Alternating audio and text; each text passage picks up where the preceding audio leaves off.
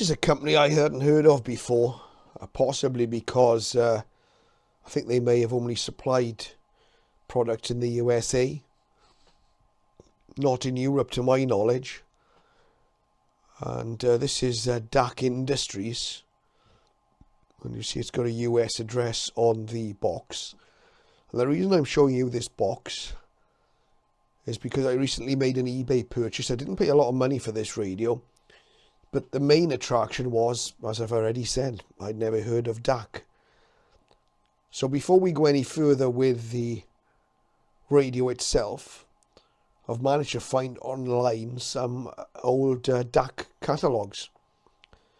So I'll just show you a little screenshot of the relevant catalogue that's got this particular radio featured in it.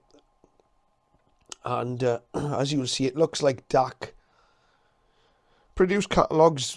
Well, they remind me of the old Radio Shack Tandy catalogues we used to get in the UK with various electronics available in them. But it's my understanding that DAK was a mail order company. I'm not certain that they had any actual physical shops. But you can see from the listing, this radio is a DAK model DMR 3000. So we'll just go to the actual radio itself.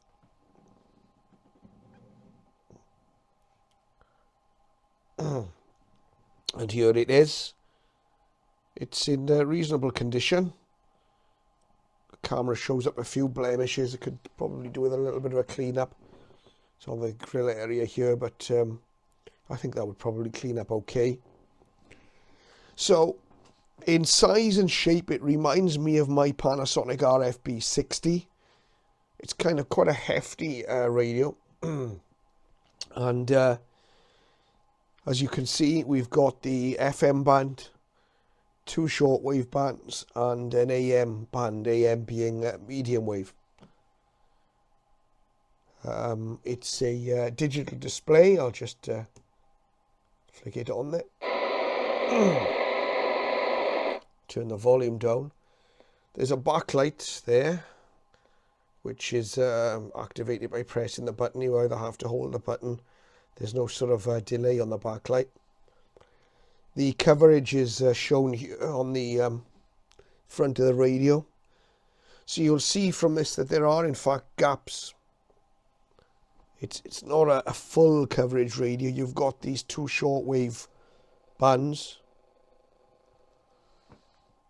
There are some gaps. And the other thing to bear in mind with this radio is it is AM only. There's no single sideband, so there's no means of listening to radio amateurs on SSB or CW or whatever. Additionally, there's no long wave band, which is probably because this radio was aimed at the American market rather than the European market. Although it is possible to adjust the radio for the 9 kilohertz European steps on medium wave. So we just talk you quickly through the front panel features here. We switch the power on and off with this little slider switch here. There's a button here to switch to the clock display. We've got various standby functions and alarm functions here, sleep. We've got a dual time function.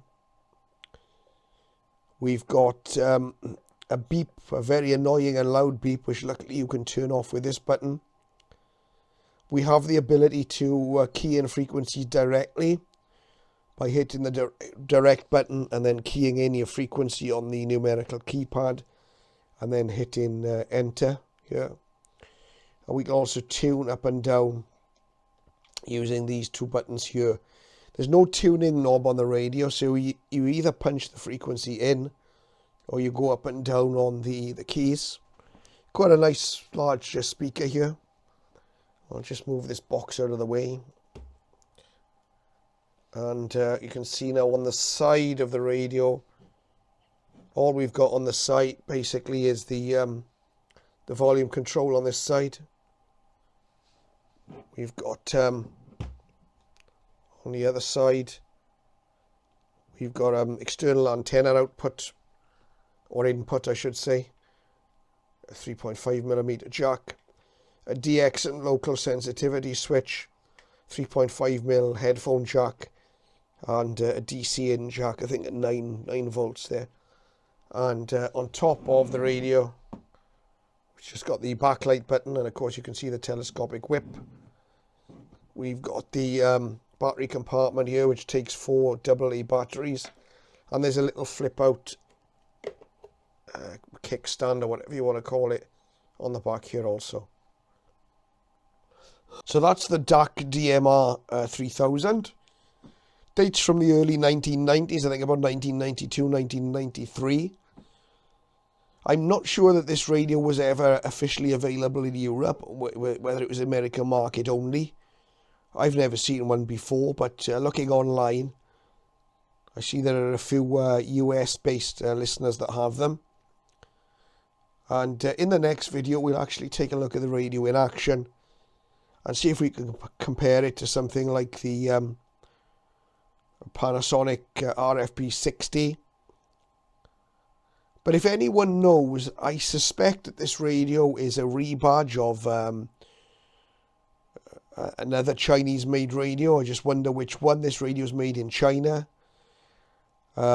If you remember, a couple of years back, I did a short review of a radio called the Matsui, which was marketed here in the UK. It was sold by the UK electronics retailer Currys, and that turned out to be a rebadged Sanjian radio.